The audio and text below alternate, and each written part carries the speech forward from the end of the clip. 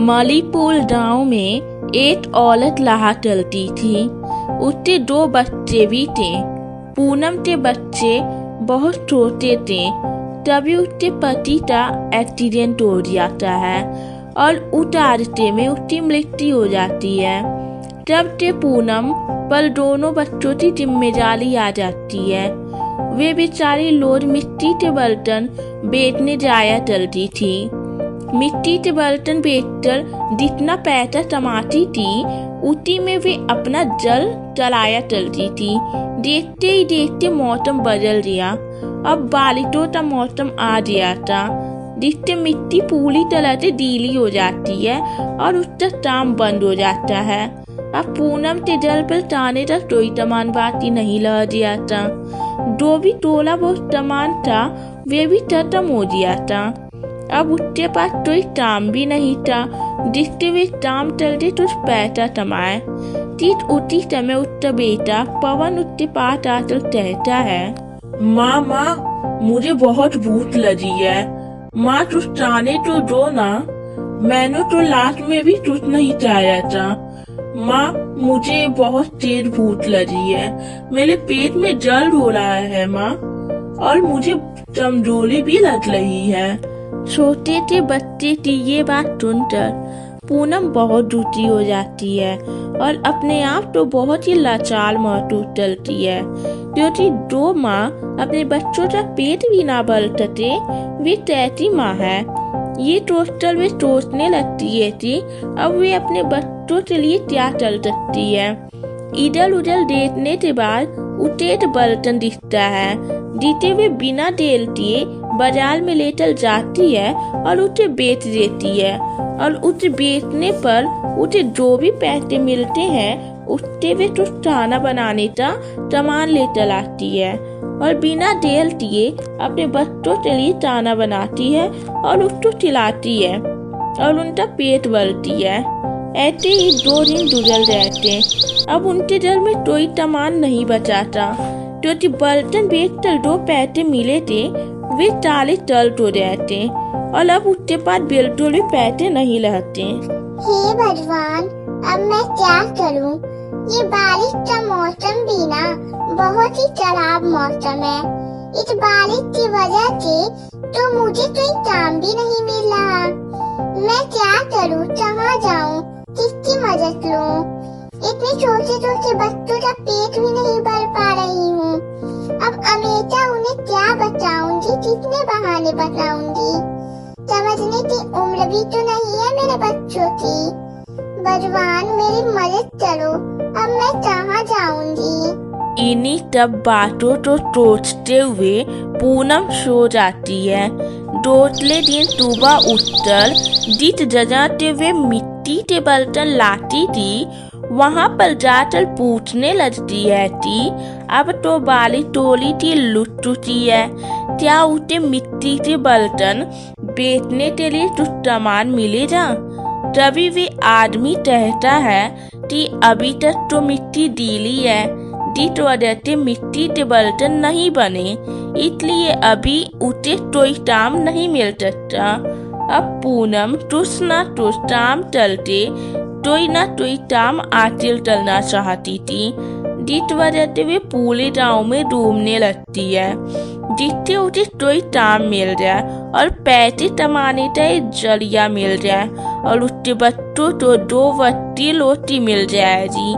लेकिन बहुत मेहनत करने के बाद भी पूनम तो गांव में कोई भी काम नहीं मिल रहा था।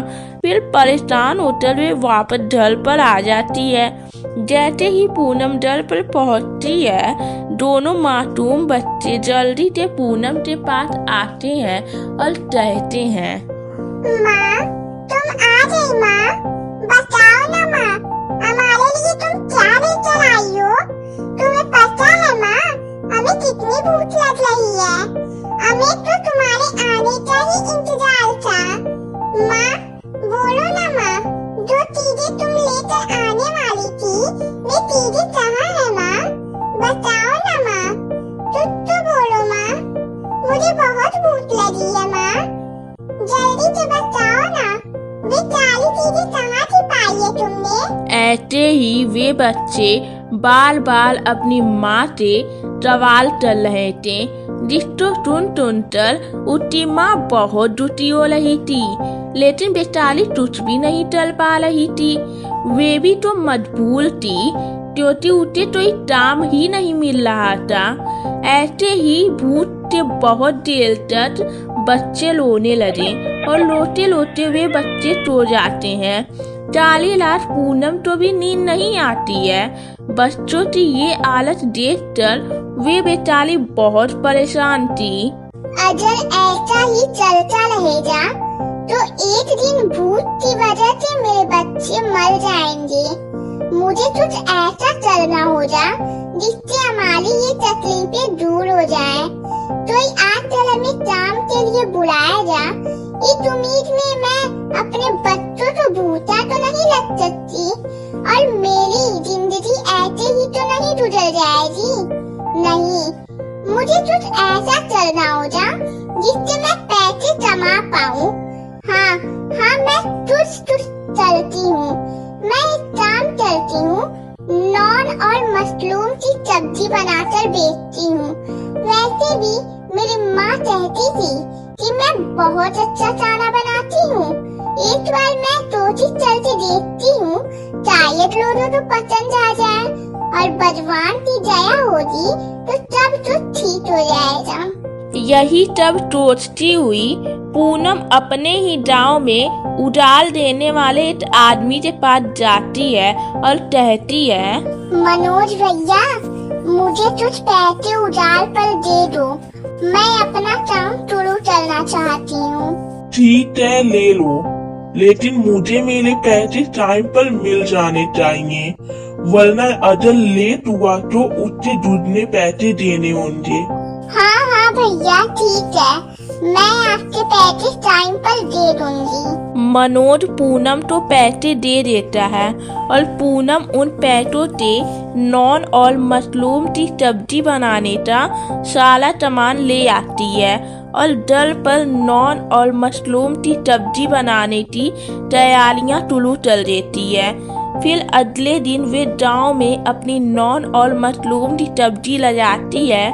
तब उसके दुकान पर उसकी नॉन और मशरूम की सब्जी खाने के लिए कोई भी नहीं आता, जिससे वे उदास होकर अपने घर आती है और नॉन और मशरूम की सब्जी अपने बच्चों को खिला देती है। तभी उसका बेटा कहता है, वाह माँ वाह, ये तो बहुत ही अच्छा बना है।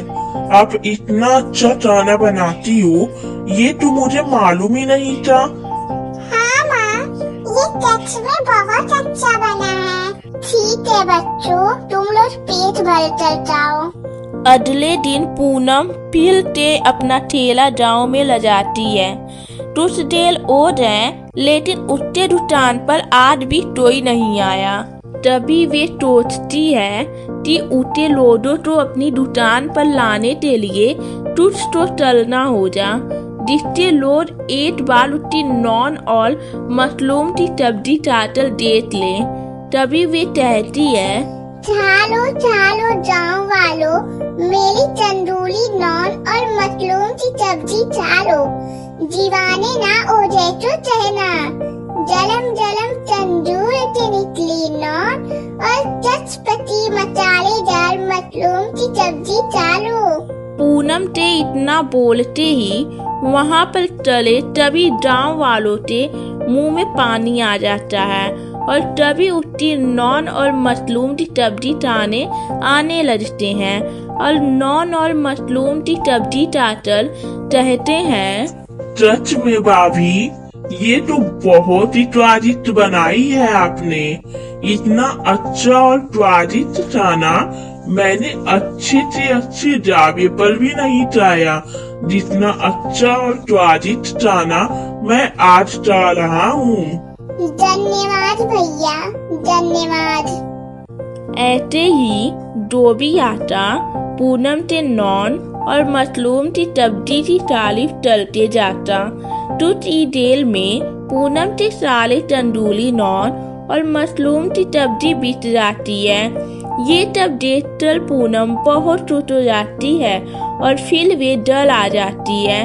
तब वे देखती है कि उसने जितना सोचा था उसे उससे अधिक का ही मुनाफा हुआ है। वे मुस्कुराने लगती है और बाजार से सामान लाकर अपने बच्चों के लिए पूरी और पनीर की सब्जी बनाती है।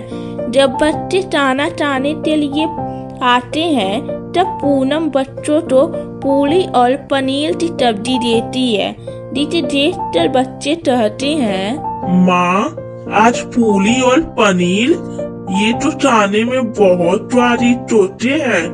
मैंने अपने दोस्त से सुना था। हाँ माँ, मैंने भी देखा है। लोग इसे बहुत स्वाद लेकर खाते हैं, पर ये तो बहुत महंगा मिलता है। आपने कैसे बनाया? हमारे पास पैसे कहाँ से आए? अरे बच्चों, बताती हूँ। एक ही समय में इतने सारे सवाल बेटा। मैंने जो तंदूरी नान और मशरूम की सब्जी बनाई थी ना, वे सारे बिक गए और मुझे बहुत मुनाफा हुआ है। ऐसे ही अगर मुझे रोज पैसे मिलते रहे तो मैं ऐसे ही तुम लोगों के लिए अच्छी पकवान बनाऊंगी और हमें कभी भूखा नहीं रहना पड़ेगा और ना ही हमें कोई पैसे की कमी होगी। अगली सुबह वे फिर गाँव में अपना नान और मशरूम की सब्जी का ठेला लगाती है और आज लोग अपने आप उसकी तंदूरी नान और मशरूम की सब्जी खाने आने लगते हैं। और आज भी कुछ ही समय में उसका तंदूरी नान और मशरूम की सब्जी खत्म हो जाती है और उसका काफी मुनाफा होता है, जिससे वे बहुत खुश हो जाती है। फिर वे उस आदमी के पास जाती है जिससे उसने उधार लिया था। वे उसे उसके पैसे वापस कर देती है और अपने घर आ जाती है। पूनम का काम अच्छा चलने लगा, जिससे वे अपने बच्चों के लिए रोज अलग अलग तरह के पकवान बनाती थी और पैसों की कमी न होने की वजह से एक खुशहाल जीवन बिताने लगती है।